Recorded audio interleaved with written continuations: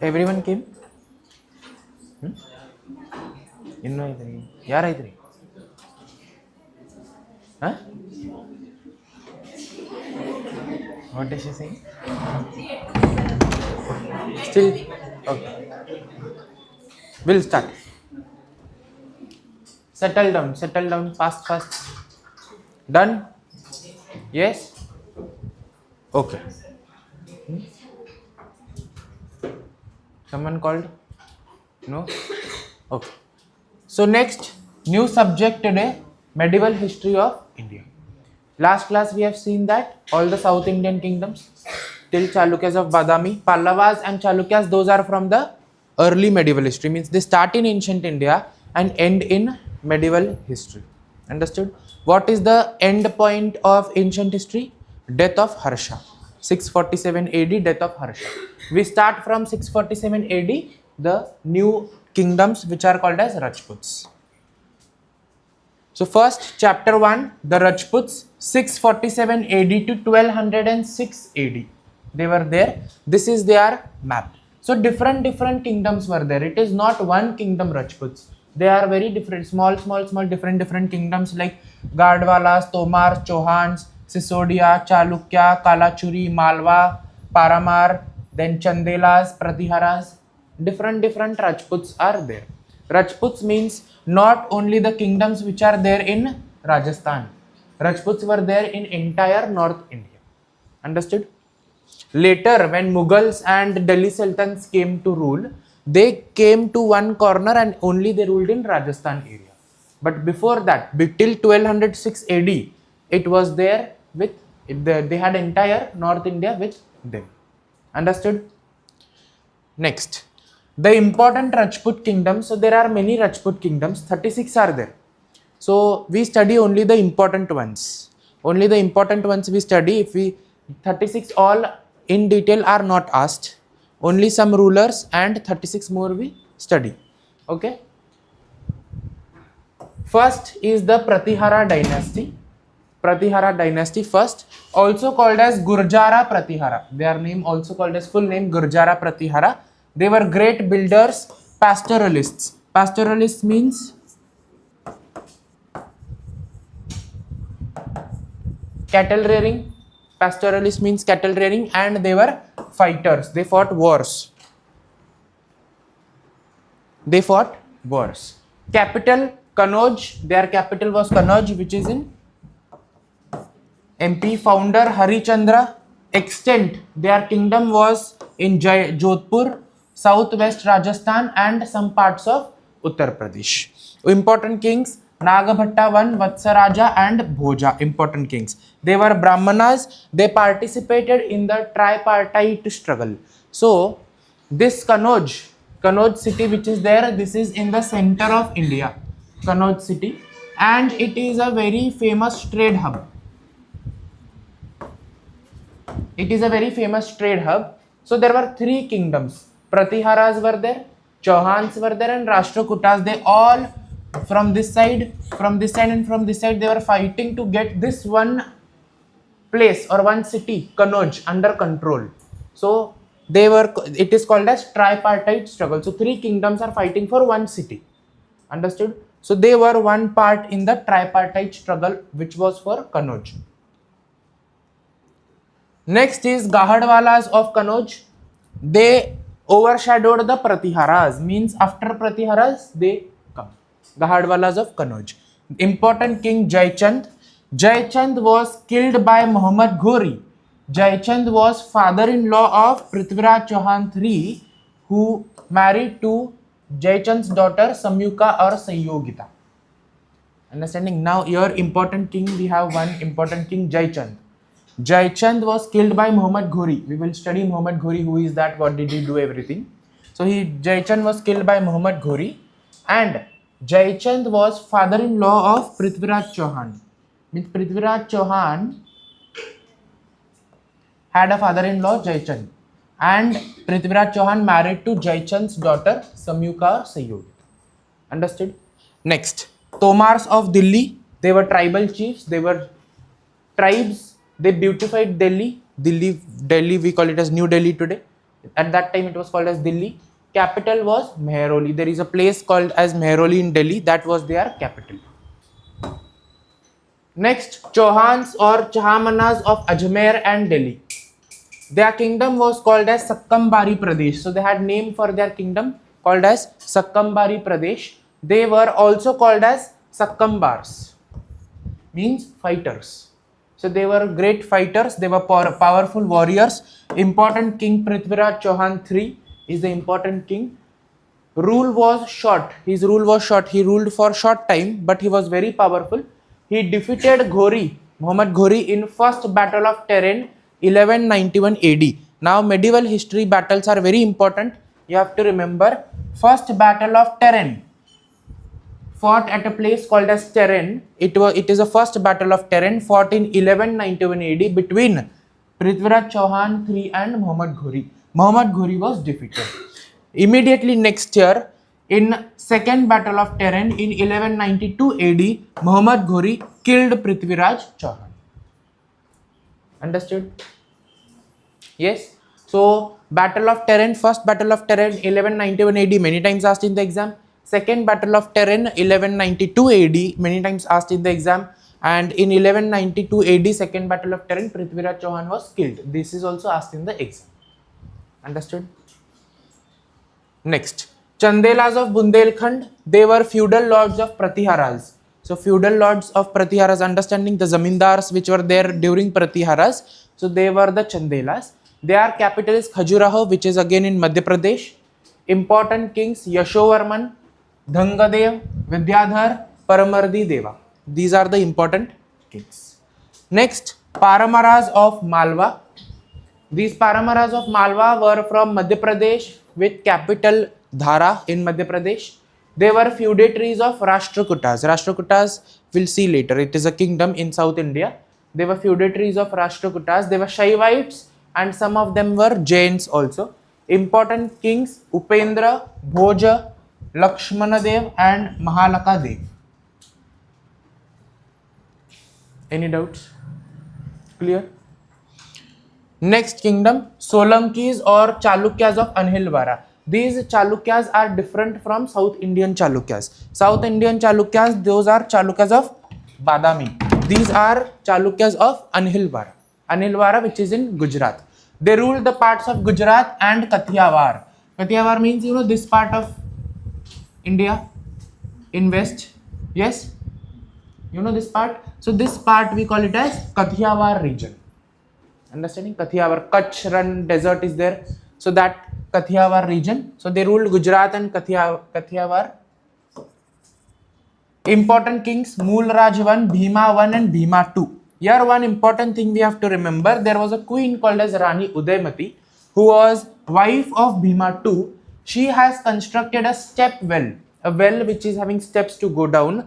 Its name was Rani Ki Vav. Rani Ki Vav.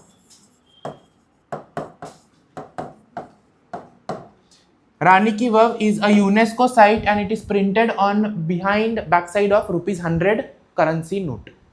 Understood? Rupees 100, the blue color note which we have. Behind it what is printed is Rani Ki Vav, which is built by Rani Udaymati, wife of Bhima II, which belonged to Solankis or Chalukyas of Anhilwara. See, Rani Ki Vav.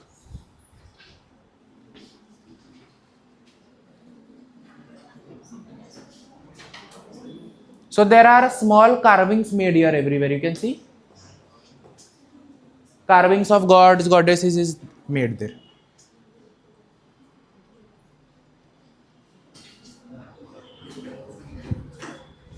Here you can see steps. Yeah, steps are there like this. You can see.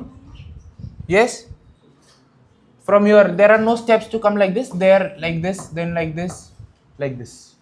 corners.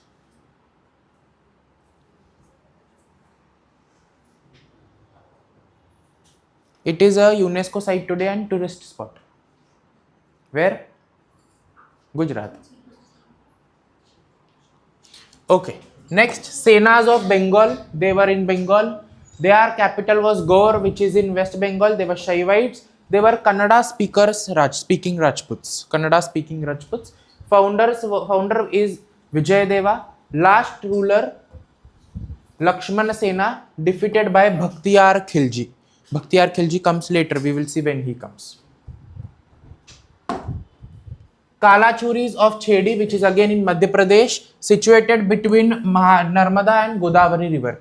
Narmada river is like this. Godavari river is like this. This is like this. India is there. Narmada is like this. Godavari is like this. This area which is there. Today we have Telangana there. That was Kalachuris of Chedi, which is in Madhya Pradesh. At that time it was part of Madhya Pradesh. Capital Tripuri in Madhya Pradesh. They were again feudatories or feudal lords of Gurjara Pratihara. Important kings Kokak and Vijay Simha. Two important kings. Next, Hindu Shahis of Sindh. They are in the northwest frontier province, Pakistan and Afghanistan. Today's Pakistan and today's Afghanistan, northwest frontier province. They were Buddhists and Shaivites. Important kings Kellar, Jayapala, Anantapala, Bhimapala. Ghazni and Ghori attacked them. So Ghazni and Ghori, two who came from Turks, they attacked them. How and what we'll see now. Okay, one more. Gangas of Orissa in Orissa state. They are also called as Choda Gangas. Capital Kalinga. Kalinga dynasty. Kalinga we have seen. Yes. So that dynasty, Kalinga. Great temple builders. They have built many temples there. Important kings. One temple you can name. Very famous temple. Orissa. Konark Sun Temple. One more. Yes. Jagannath Puri Temple. So Jagannath Puri Temple is very famous there. Important kings Anantavarman, Chodaganga and Bhanudev IV. Important kings. Trade and commerce flourished. So they had many ports, well developed ports were there. So trade and commerce flourished. It was a rich kingdom. Jagannath Puri temple is built by them. Palas of Bengal, they were again Buddhists, republican form of government. Now this you have to remember because this is something different from all the kingdoms. They had republican form of government where king was elected. Next king will not be the king's son. The king here is elected, where all the people living in the kingdom were compulsorily to vote. Understanding? So republican government was there. Language Prakrit, important kings Gopala, Dharmapala. Dharmapala constructed a monastery at Gaya. Monastery means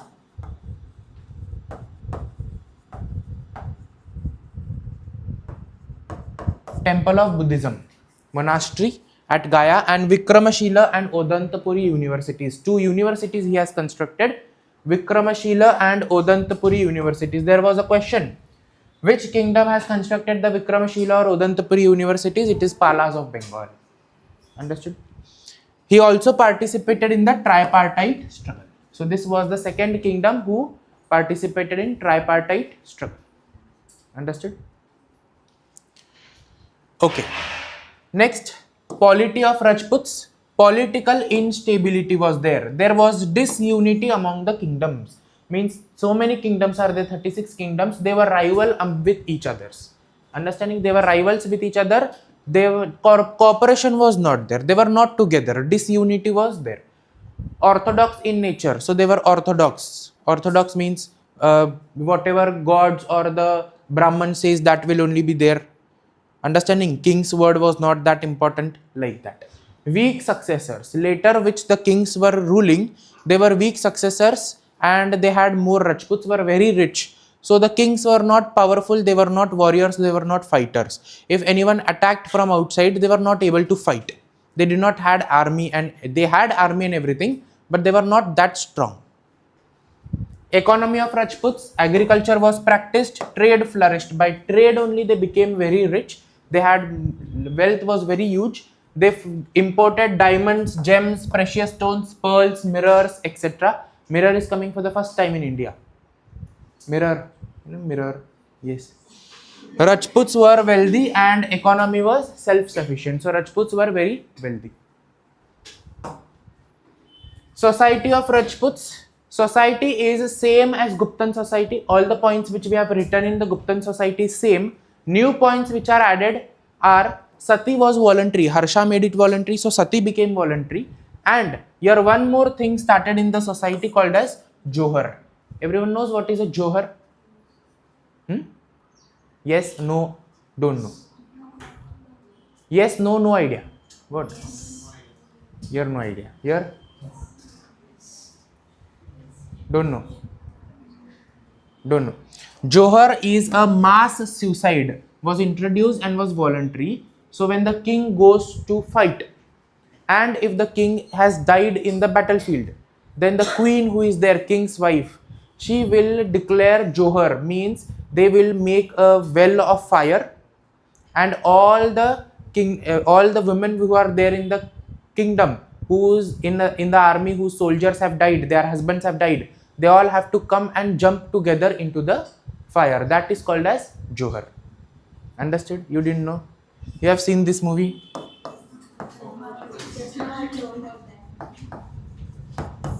Have seen this movie? See this movie. You will understand what is Johar. Understood? So what had happened in Padmavat? Padmavat is one of the Rajput only.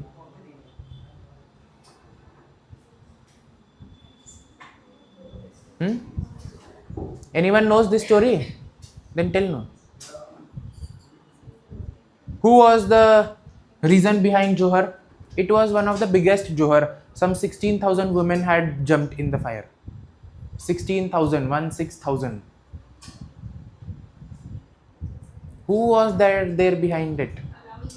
Alauddin Khilji. Alauddin Khilji was there. So watch this movie, you will understand what is Johar. Okay, next. Religion of Rajputs, Hinduism. Now, here Shaivism, Vaishnavism, Bhagavatism, that all is coming under one term called as Hinduism. Understood? Gupta started Hinduism concept. Yes, in the society of Guptas, religion of Guptas, we have seen concept of Hinduism was born. So all this Shaivism, Vaishnavism, Bhagavatism, whatever is there, that all came under Brahmanism, also came under Hinduism. So one title, Hinduism. Jainism and Buddhism was practiced. Nature worship existed, where they worshipped land, water, air, fire, etc. Idol worship existed. Temples were constructed. Rulers were tolerant, means they were not strict that they must worship this god only. No. Rajputs were secular. Understood? Rajputs were secular. Architecture, very important. Temple architecture is there only, we have to study. It is Nagara style. Gupta's temple, we call it as pre-Nagara style. Rajput temples are called as Nagara style. Most of the important temples have been built during this time. They had 5 parts temples: Antaraka, Sanctum, Shikara, Amalaka and Kalash. This is something new. Amalaka, we'll see what is Amalaka. Okay, see now this is the temple. First Antaraka plinth is there. Sanctum, Garbhagriha, where idol is placed. This Shikara, the decorating thing. There is a disc-like structure here, which is called as Amalaka. When you see the temple, you will understand what is that disc-like structure. And the Kalash at the top. Okay, see here. This is Lingaraj temple built in Bhubaneswar, Odisha. You can see this Amalaka. Yes? Able to see? So that is called as Amalaka. So this is everywhere it is there. See. Yes?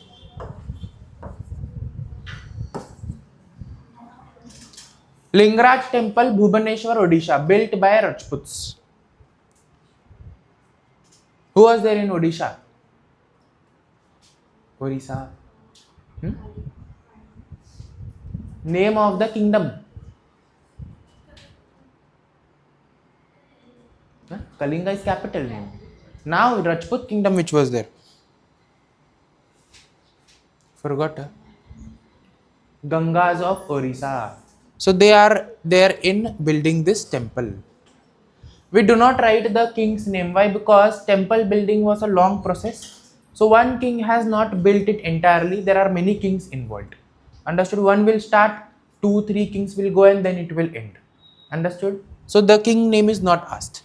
Jagannath Puri temple, Odisha. See, this is Jagannath Puri temple. Here also you can see Amalaka is there. So this is the new feature from pre-Nagara style to Nagara style. Pre-Nagara style, Amalaka is not there. Only plinth, sanctum, shikara and kalash. Kalash is also not there. This is Jagannath Puri temple. Sun temple, Konark, Odisha.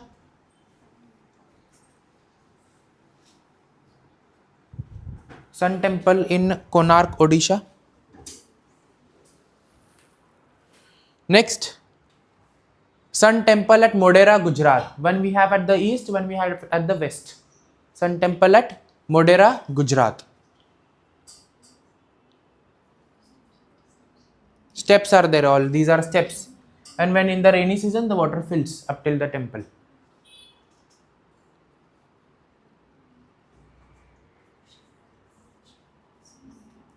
Next, Somnath temple at Gujarat, richest temple, one of the richest temple. You know which is the richest temple today in India?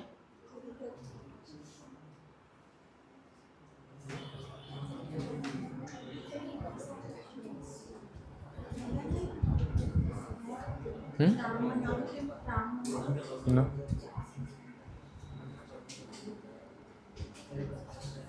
Anyone? Tirupati is not the richest. Tirupati is second.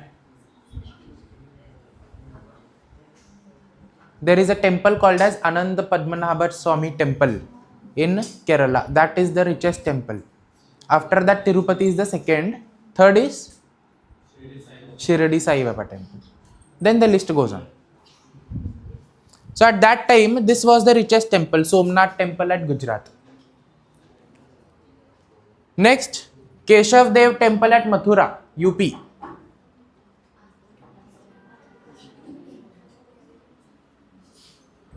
See. Next, Vishwanath temple at Banaras, Kashi Vishwanath. That temple.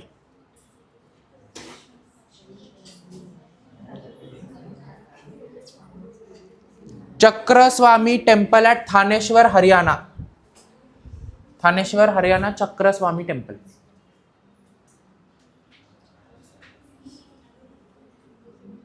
Don't look at me, seer. Seer no. Khajuraho temple, Madhya Pradesh. This is built by Chandela dynasty. Chandelas of Bundelkhand. They have built.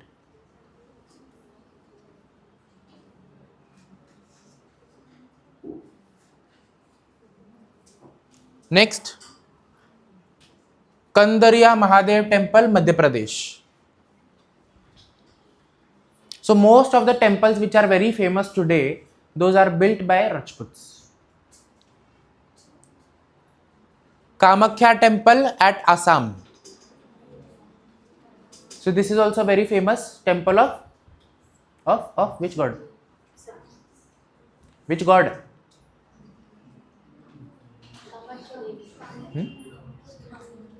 Who was that god? But it is the Parvati temple.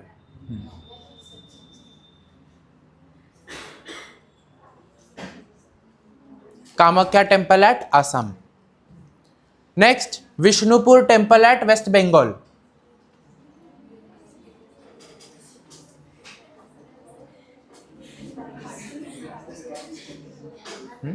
It is built from terracotta mud. Pottery pots which we built, that material it is there. So you can see it like curve and everything. One more temple with mud, terracotta temple at Assam. So this is also built with mud, clay.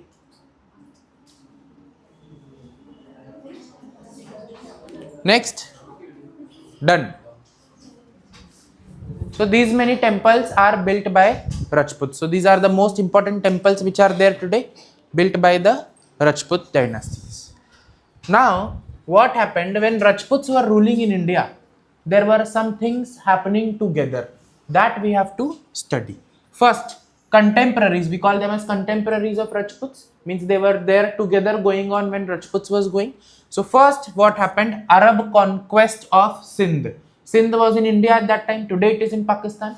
So Sindh was in India that time. Arab conquest means Arabs, Saudi Arabia region, Islam religion, they entered Sindh in 712 AD. That we have to study.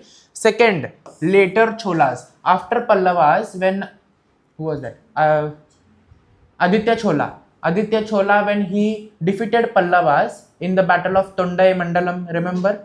Battle of Tondai Mandalam. He defeated and he took over the kingdom. Then we call them as later Cholas. That we have to study. Then Ghazni and Ghori both came to India 1000 AD, 1175 AD. That we have to study. Rashtrakuta dynasty, which is there in South India, 753 AD. That we have to study. So this comes in the chapter of Rajputs. This was going there along with Rajputs in India. First, Arab conquest of Sindh, 712 AD. Now first we'll understand rise and spread of Islam religion. Okay. So first, Islam was born in the deserts of Arabia, Saudi Arabia. Today it is called as Saudi Arabia. At that time it was called as Arabia. All those countries which are there, Arabia, United Arab Emirates, Oman, all those countries, entire belt was called as Arab countries. So there in deserts of Arabia at a place called Mecca, by Prophet Muhammad, a person's name was Prophet Muhammad, the Islam was born. So it was a religion which profounded, means they practiced in belief of one God called as the Almighty, named Allah. Understood? There are 5 principles which Islam follows. First, Allah. They worship one God, that is Allah. Namaz. They pray 5 times in a day. Roza. They have to keep rozas whenever rozas are there. Zakat. Zakat means, okay, I'll explain zakat later. First, Hajj. Hajj means going to Mecca, Medina. Yes. So they say that if anyone is following Islam, it is expected that once in lifetime he visits and comes from Mecca, Medina. Understood? That is Hajj. Hajj tour or Hajj yatra we call it as. Zakat means whatever is their income of a Islam or Muslim person, 2.5% of that they have to donate it to their religion. Understanding? If a person is earning 100 rupees, 2.5% means 2 rupees 50 paise, he has to donate to his religion. Understood? Any doubts? So this was the rise or birth of Islam religion during this time only. 500, 600, 700 AD, that time. Now, what happened? Arab conquest of Sindh, 712 AD. Now, you have to understand the term caliph. Listen, caliph means all the Muslims which are living in entire world, they have accepted one person as leader of entire Islam. That person is called as caliph. Understood? That person is called as caliph. So caliph at that time, 712 AD, was Walid I. His name was Walid I. He was at Baghdad. Baghdad, anything. Baghdad, which was called as Abbasid Empire. So he was ruler of Abbasid Empire, capital Baghdad, anything which is Iran, Iraq, that area, Baghdad was there. Okay, so Caliph was Walid I. Al-Hajjaj was commander-in-chief of Walid I. So this Walid I, Caliph, had commander-in-chief called as Al-Hajjaj. This Al-Hajjaj had a son-in-law, Muhammad bin Qasim. In India, in the Rajput dynasty, Hindu Shahis, we have seen Hindu Shahis of Northwest Frontier Province, Hindu Shahis of Sindh. So there, the ruler was, his name was Dahir. Dahir was the king there in Hindu Shahis. Muhammad bin Qasim attacked Sindh in 712 AD. Dahir was killed in Battle of Rawar 712 AD. And Islam entered for the first time in India. Understood? Any doubts? No doubts? Don't want to ask anything? Yes? I'll only ask. Why did they enter? Reason must be there, no? Then who will ask? Okay, so why? I'll tell you. Why did they enter? You know Ceylon, Sri Lanka? In Ceylon, there was a king called as Suleiman. Muslim king Suleiman. Muslim king Suleiman 1, I think Suleiman 1 or Suleiman 2 he was there. Listen, a story, I'm telling a story. Suleiman 1 or Suleiman 1 only was there, yes. Suleiman 1 sent gift to Walid, Caliph. So the gift what was there? There were two beautiful girls in the gift. As a gift, he was sending from Suleiman, Ceylon, it is going to Walid 1. It was traveling, it has to cross Hindu Shahis. It has to go by that route. Understood? So in Hindu Shahi ruler, the gift was stolen. Now the gift is not there. So Caliph told Al-Hajjaj to go and check. Al-Hajjaj sent Muhammad bin Qasim to go and check what has happened. Muhammad bin Qasim came and fought the battle and killed Dahir. Caliph did not tell go and kill the ruler, only go and investigate where the gift is there. It has crossed, it has not come only or anything like that. Understanding? That is why Muhammad bin Qasim came to India and he fought a battle in 712 AD, Battle of Rawar, which battle is also called as the entry for Islam. Which battle resulted in the entry for Islam? Question is asked. Battle of Rawar, 712 AD. First person of Islam come to India was Muhammad bin Qasim. Okay. Arabs, Muhammad bin Qasim and his army occupied Sindh and Hindus converted to Islam. So in that time, what was there? Orthodox Rajputs were there. So they were orthodox. Means Brahmanas, Vaishyas, Hindus must do like this only, like that only. So that was all rules and regulations of the society. The person must not go to the temple. They must not come here back into the village. Untouchables must not come inside. Rules were there. Society was very strict. So at that time, some of the Hindus which are living there, they found out that Muslim religion is not having that rules.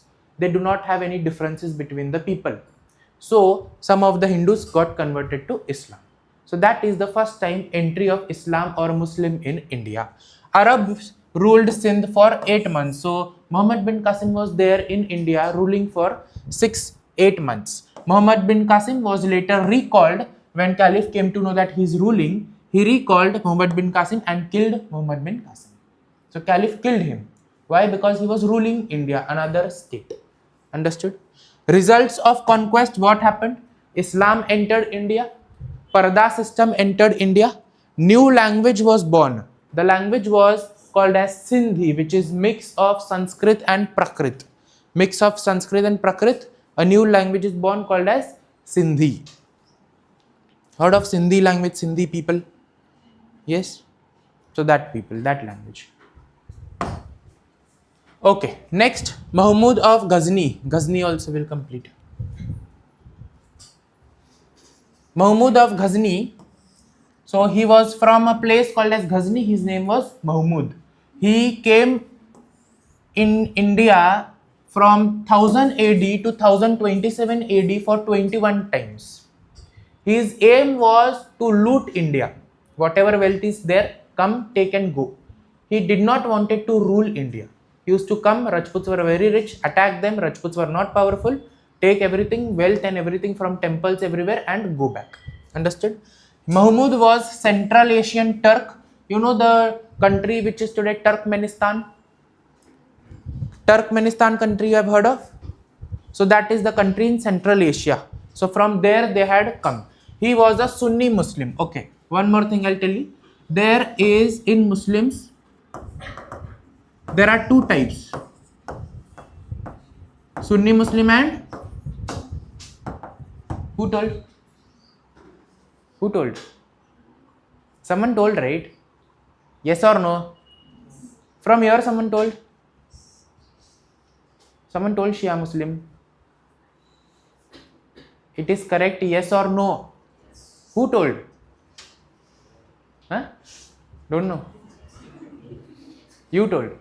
Okay, you said. So you belong to Islam Muslim? Okay, so okay, yes. So there are two types, Sunni Muslims and Shia Muslims. So this Mahmud of Ghazni was belonging to Sunni Muslim. Understood? Ruler of Yamini dynasty. So he had a kingdom there, which his name was Yamini dynasty, which is in Ghazni, which is in Afghanistan, today's Afghanistan. His aim was to attack and loot India. He never ruled India. His only aim was to attack, come here, attack and go back. He never ruled India. He had titles. He had taken titles. Amin ud Daula, ruler of Yamini dynasty. Bhuchi Khan, destroyer of temples. He has destroyed some of the temples in India. Ghazi, ruler who declared jihad. What is jihad? Anyone? Yes? By who will kill? Yes. Jihad means a king declares when the war is uncontrollable. If the king is Muslim and he sees that the war is uncontrollable, then the king declares it as jihad. Means whoever non-Muslims are there, they must be killed by the Muslims. Means he'll order all the Muslims, not only the soldiers, not only the warriors, common people also, that kill the non-Muslims. That is called as jihad. Understood? Okay. Next, conquests. Attacked India 21 times. He came in India for 21 times. We study only the important conquests. First was in 1000 AD. He attacked Jaipalas of Hindu Shahis. He'll not kill. First attacks, he has not killed anyone. Later he has killed, but his aim was not to kill. If they are coming in between, then surely he will kill. But if they are not coming, he will just come, attack, loot, go back. Understood? 1001 AD, he fought a battle of Vaihind with Jaipala of Hindu Shahis again. It was first jihad. The battle was uncontrollable, so he declared the first jihad. 1004 AD, again next ruler Anantapala was there in Hindu Shahis. Multan, a area or city called as Multan, was converted to Islam when he attacked. 1008 AD, second battle of Vaihind with same ruler Anantapala of Hindu Shahis. So Hindu Shahis, I don't know why he liked so much, he's attacking them only. 1014 AD has attacked many times to Hindu Shahis. 1014 AD, he broke the Chakreshwar or Chakraswamy temple of Thaneshwar. We have seen the Chakraswamy temple. He broke it and looted the temple. 1021 AD, Chandelas of Bundelkhand were attacked. 1025 AD, he attacked Solankis of Anilwara, also called as Chalukyas of Anilwara. Somnath temple was looted. He broke the temple and he looted it. 1026 AD, he punished and killed 20,000 Jats, Haryanvi people. Jats, Haryanvi people. 1027 AD, last attack on Hindu Shahis. Muhammad died in 1030 AD. When Ghazni was coming, Muhammad Ghazni was coming, he was getting writers in India. Means they were court historians or poets coming with him to record everything. So we call them as scholars of Ghazni. We have to study them. First important is Al-Biruni. His name is Al-Biruni. He was there from 972 AD to 1048 AD. He was a Persian scholar and lived in Uzbekistan. You know the country Uzbekistan? It is a Central Asian country again, Uzbekistan. He was a scholar, linguist, means knows many languages, astronomer, geographer, mathematician. He was also called as man of all knowledge. He was Shia Muslim. He was following Shia Muslim. Shia Muslim is having stricter rules, correct? Little strict than Sunni Muslim. Both are same. They are followers of Ali. Okay. And Sunni are followers of Prophet. Okay. Then next, he accompanied Ghazni as his court historian. So he came to India as court historian of Ghazni to write whatever he is doing. During his Indian campaign, he has written a book Kitab ul Hind, or also called as Tariq ul Hind in Arabic language, which he has written whatever Ghazni has did. So we come to know from this book also that what is the source to study Ghazni, where he and what he has attacked. How we can tell that Somnath temple is richest? Because Al-Biruni has written in Kitab ul Hind that, see here, he attacked Somnath temple in 1025 AD. But before that he has attacked many times. 19 times he has attacked, 18, 19 times. Yes, till 1025, 1027 he died. 21 times, remove this 2, 3. How many are remaining? 18 times. So he has attacked 18 times. Al-Biruni writes that the wealth looted during Somnath temple campaign is equal to, is more than the wealth of all the previous campaigns. Understood? Yes, understood. So whatever they got from Somnath temple is more than whatever they got from all 18 attacks. Understood? So that rich was Somnath temple. Okay, next scholar, Firdausi. He was a Persian poet. He wrote Shahnama, a book Shahnama, where 1000 verses are written to praise Ghazni. So some everything good, he is very good, he has done this, he has done that, everything, etc. He was called as parrot of the world. What is parrot? Repeats everything. So Ghazni repeated, he's right. So that is why they have kept a name, parrot of the world. Okay, next, Muhammad of Ghori. Now his name is Muhammad. He is from area called as Ghori. He came to India in 1175 AD. He was there till 1206 AD. See, he is Muhammad Ghori. His full name was Muizuddin Muhammad of Ghori. He had a brother, Ghiyasuddin Muhammad. They both were ruling at Shahasbani dynasty.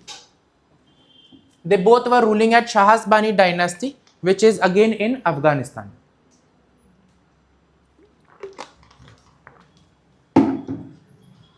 Muizuddin was a Central Asian Turk, so again came from the country of Turkmenistan. He was a Sunni Muslim. He was fond of slaves, so he liked keeping slaves under him. Slave means what? The person is working for someone and does all the work which the person tells to do, the master or the owners tells to do. So he had many hundreds of slaves, but the important slaves who came to India with him were Qutbuddin Aibak, Bakhtiyar Khilji. Bakhtiyar Khilji, he has killed that, which was that? Okay, we'll see. Tajuddin Ildiz, names confuse here. Tajuddin Ildiz and Nasruddin Kubacha. So 4 slaves, very important slaves we have to know. Qutbuddin Aibak, Bakhtiyar Khilji, Tajuddin Ildiz, 4th Nasruddin Kubacha.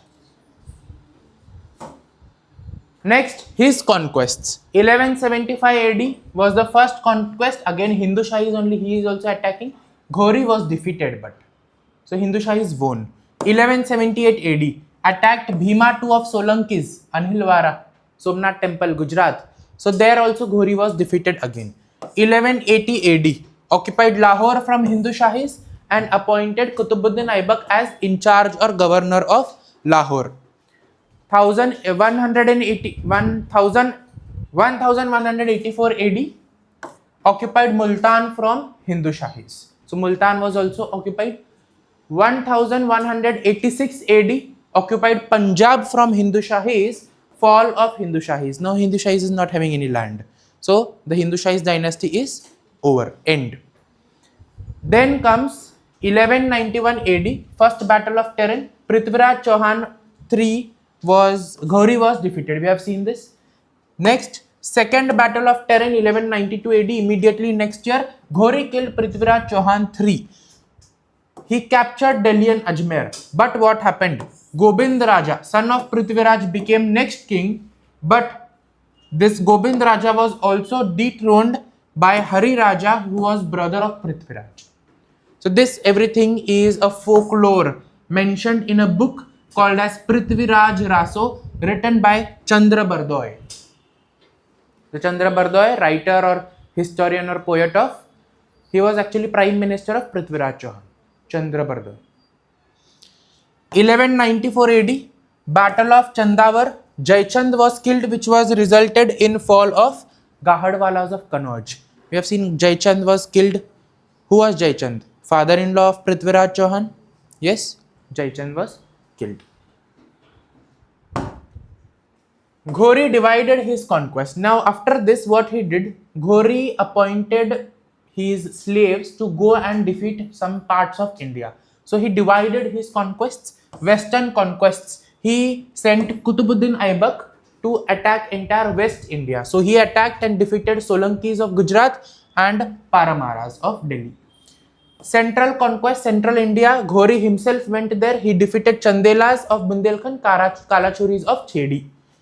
Eastern conquest, eastern side, he sent Bhaktiyar Khilji.